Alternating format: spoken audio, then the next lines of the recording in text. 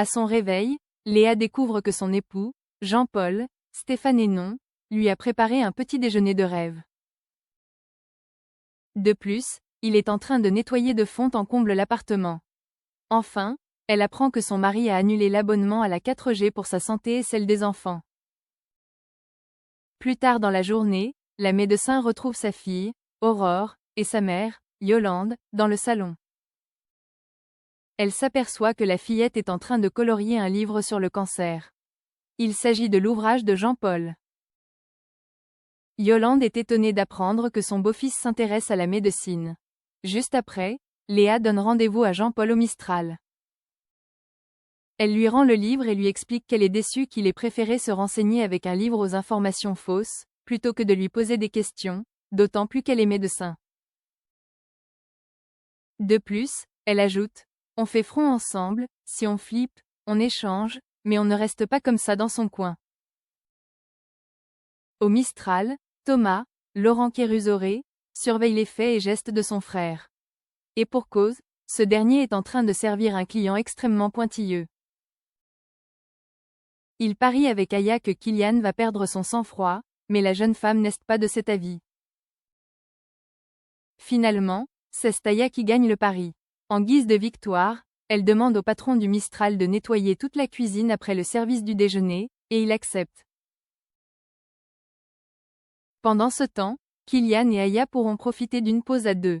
Plus tard dans la journée, Thomas confie à Barbara, Léa François, qu'il est ravi de voir Kylian aussi épanoui. La chef cuisinière confie à son meilleur ami qu'elle pourrait bientôt se sentir prête à retrouver l'amour. Puis, il trinque à l'avenir. De son côté, Kylian informe Thomas qu'il souhaite faire un cadeau à Aya, mais il n'a aucune idée. Ce dernier lui conseille, il faut la surprendre et trouver des choses jolies. Kylian répond qu'il a pensé à amener Aya à l'endroit où tout a commencé, là où ils ont passé une nuit à la Belle Étoile, dans la camionnette de Thomas. Le cœur lourd en raison de sa rupture avec Gabriel, Thomas répond que c'est une bonne idée. Au lendemain d'avoir failli causer la mort d'Idriss Zeroual, Morgane est rongée par la colère. Elle déclare à son petit ami, première interprétation, première gravure. Jaimer d'astérisque. Afin de la rassurer, Jules lui répond, c'est le début, c'est le métier qui rentre, c'est normal. Alors qu'elle discute avec Jules, Morgane reçoit un message de Patrick lui donnant rendez-vous dans son bureau. En arrivant au commissariat, la brigadière apprend une très mauvaise nouvelle. Elle est retirée de l'enquête sur le trafic d'animaux. De plus, Patrick informe la jeune femme qu'elle va être entendue par l'Inspection générale de la police nationale, IGPN. Ce dernier lui donne un précieux conseil, il faut que tu sois prête dans ta tête, tes arguments doivent être en béton. Quelques minutes plus tard, Morgane retrouve, avec peu de motivation, son poste de référente animale du commissariat du Mistral. Alors qu'elle se plonge dans un nouveau dossier, elle croise Idriss Zeroual, le suspect qu'elle a failli tuer. Ce dernier se fait un malin plaisir à la rabaisser. De son côté, Ariane interroge Idriss Zeroual et l'informe qu'il y a plusieurs témoignages contre lui. Des riverains vous ont vu rentrer dans l'épicerie à 16h15.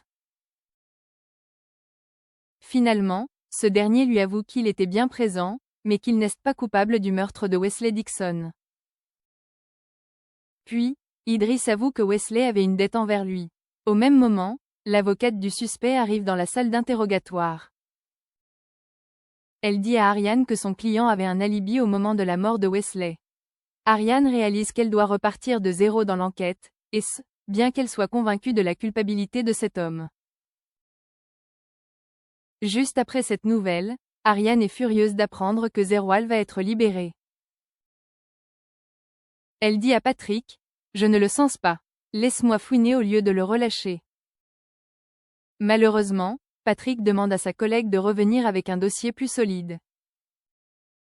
Au même moment, Idriss Zeroual sort du commissariat aux côtés de son avocate.